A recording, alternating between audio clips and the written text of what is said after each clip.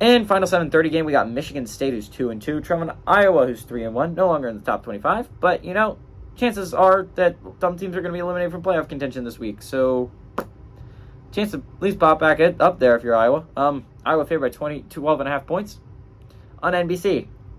Noah Kim for Michigan State has gone 66 of 116, thrown for 897 yards, 6 touchdowns, 3 interceptions. Nathan Carter has had 73 carries for 369 yards and 4 touchdowns, and Jaron Glover has had 9 catches for 203 yards. Cade McNamara for the Hawkeyes has gone 43-85, thrown for 459 yards, 4 touchdowns, 3 interceptions. LaShawn Williams has had 25 carries for 173 yards, and Luke Lackey's had 10 catches for 131 yards.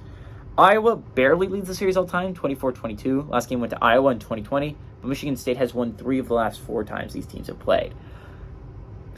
Both these teams are coming off rough weeks. I think let's address the elephant in the room. Michigan State didn't play its best football against Maryland. And to be fair, Maryland's a good football team, but the fact is you could have all legitimately stolen that game from Maryland. I understand Maryland won handily, but you look back and you look at the stats, you outgained Maryland. You just committed 5 turnovers. If you don't commit the turnovers, you have a shot there. You have a shot at beating Maryland. That's a good Terrapins team. And if you could just cut down on the turnovers if you're Michigan State, you would have had a shot in that one.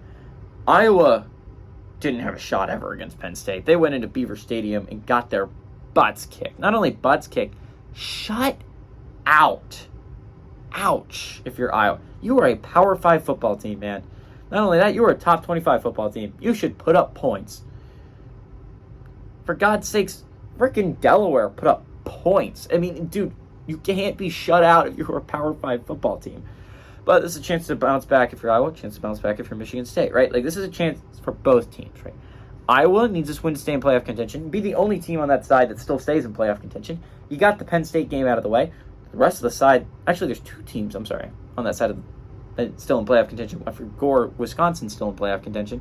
But, honestly, that side out of Wisconsin looks very winnable. Minnesota, I would have said, was your biggest threat, but they just lost to Northwestern. Illinois has looked bad. Purdue hasn't looked great. Northwestern's Northwestern. Nebraska's Nebraska. It's a very winnable side outside of Wisconsin, who's looked like the only somewhat competent football team of the batch. I think, again, this side's going to come down to Iowa or Wisconsin. It comes down to it every year, but this should be an easy win for Iowa. This should be a good bounce-back game for Iowa. Michigan State's not playing great football. I don't expect them to make the playoffs. Not even make the playoffs, make a bowl game. Give me Iowa to win and cover at home.